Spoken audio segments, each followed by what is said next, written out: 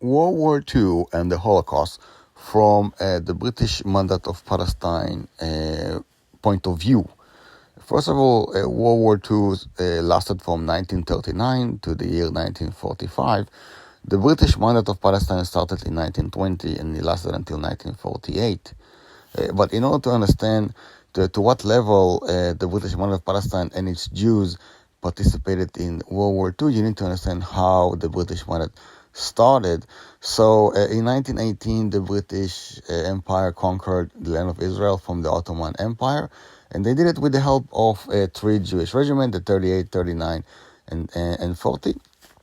And after they conquered the land from the Ottomans, the main military force in the land was those three regiments, which were later called the Judea's First.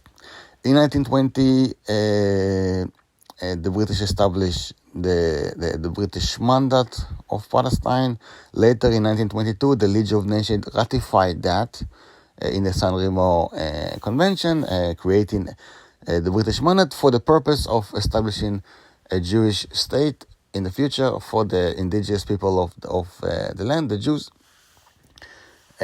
So already in 1920, the Jews established their state institute, elective committee like a parliament, an executive committee which was elected from that parliament, and also a defense force, the Haganah, and also a union worker, the Histadrut, which was in charge of all the logistics in the country and organizing all the workers, also insurance-wise. And in 1921, the British start to flip off from the promise for a Jewish state in the future. They cut Transjordan from the Mandate territory, and they established the Kingdom of Jordan. And also they disbanded the Judea First Regiment because it participated in the defense of Jews during the 1921 Arab riots. So the Arabs, they riot in the land of Israel in 1920, in 1921. In 1929, they riot and also they massacred the entire Jewish community of Hebron, which is the second holiest city for the Jews. In 1936 to 1938, they revolted against the British, and they murdered quite a lot of Jews in the land until the British quelled that rebellion. The Arabs were assisted and inspired by the Nazis. Their leader, the Mufti of Jerusalem, Ain Husseini, was a Nazi, and he also met with Adolf Eichmann, which was one of the Nazi party leaders. He met them when he came for one day in Israel. In 1939, in September 1939, Germany invaded Poland, and the Second World War II started. Immediately, the Jews in the land of Israel, they offered to join the British Army, and they recruited 140,000 boys. The British were not so keen about letting those boys enter fighting, because they were worried that this will be a future Jewish army. So in the beginning, only Jewish soldiers were sent to the Buffs, which was a very big British infantry regiment, but they were used mainly as auxiliary, and the Jews were very angry about it, that the British were not allowing them to send them to fight in North Africa, for example, and other areas. They were sent to Greece, to Syria, to Iraq sometimes, and also to Egypt, but sometimes, maybe 90% of the cases at that specific time of 1939, 1940, and 1941, they were mainly used as auxiliary forces just to defend or do some guarding and digging tunnels and putting water and electric lines, doing a lot of labor work, but much less fighting. And only later, in 1942, the British agreed to create the Palestine regiment, which was supposed to be mainly supposed to be half Jewish, half Arab, but the Arabs didn't come. There was only one Arab battalion there, which was was nothing even to talk about. It was mainly Jewish, and they were sent and they were trained to war in North Africa, but the British insisted of not sending them to any fighting zone. Only sometimes they got caught in some fighting occasionally, but the British insisted of not sending them off to any fighting zone. Even though they went to Benghazi in 1943, the British managed to make sure that they're only going to be like doing auxiliary work.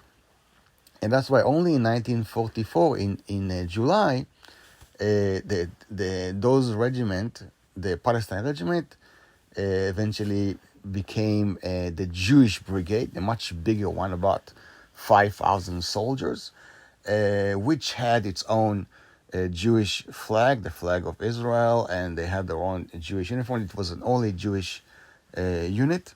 And they were sent to Italy. They came to Italy and they were fighting the Nazis from November 1944. They were fighting in North Italy.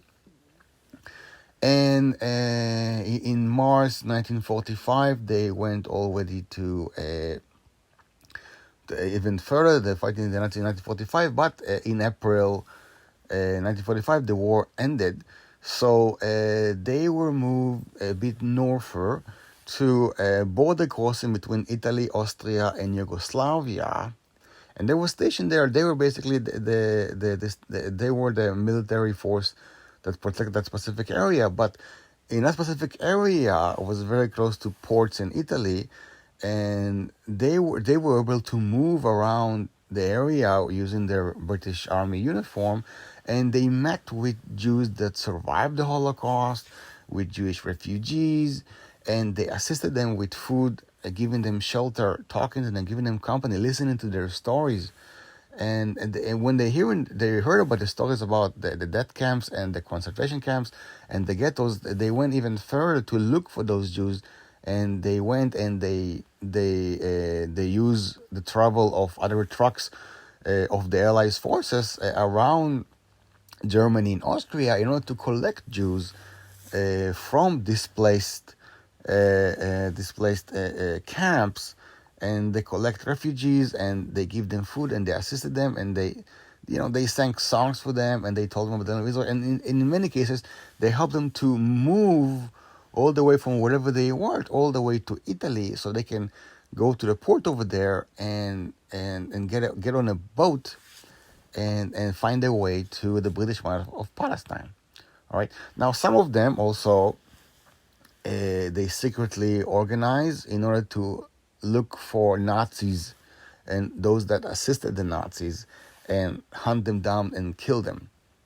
Because don't forget that it took some time until the Allies forces realized of the crime of the Nazis. It took some time until Nazis were actually arrested for crimes against Jews, as opposed to just being an enemy force. It took some time until they were brought to justice. Don't forget that the Nuremberg trial were in 1947. It took some time until Nazis were actually brought to justice. During that time, many Nazis they ran away, and the Jewish Brigade, which was in that specific area, they caught some Nazis. The Nokmim also went out and traveled out and looked for those that assisted Nazis. They had Jews that were telling them this guy is the one that snitched on us. This is the one that killed that, and they pointed out, and they knew who they're going to kill. Now, when the war ended in 1945, eventually the British found out that the Jewish Brigade is using their position to assist Jews that survived the Holocaust, so they moved to Belgium. And in Belgium also they assisted Jews over there that survived the Holocaust to organize and also to be a part of the community, and also to get food, shelter, and education, and train them with agriculture and even with fighting, so they can be ready to go to the North of Israel and be a part of the future Jewish state. When the Jewish Brigade was disbanded in 1946, and they went back to Israel. When they came to Israel, they realized that the British mandate is in hindering the Jewish immigration to the land of Israel, many of that Jewish immigration of Jews that survived the Holocaust, and now the British were catching them and putting them in prison, or sending them back to Europe. And those soldiers, some of them participate in the assistance to those Jews, and also when the fighting with the Arabs started, they joined the Haganah or the Palmach or other fraction like the Etzel or the Lehi. And in 1948, when the Jewish state was established and the Jewish army, the Israeli Defense Force, was established, it was based mainly on those soldiers that had experience and the knowledge of military organization based on the British model. And that was basically the basis for the Israeli Defense Force. So that was basically the conclusion of to what point Palestine was a part of World War II from the Jewish point of view.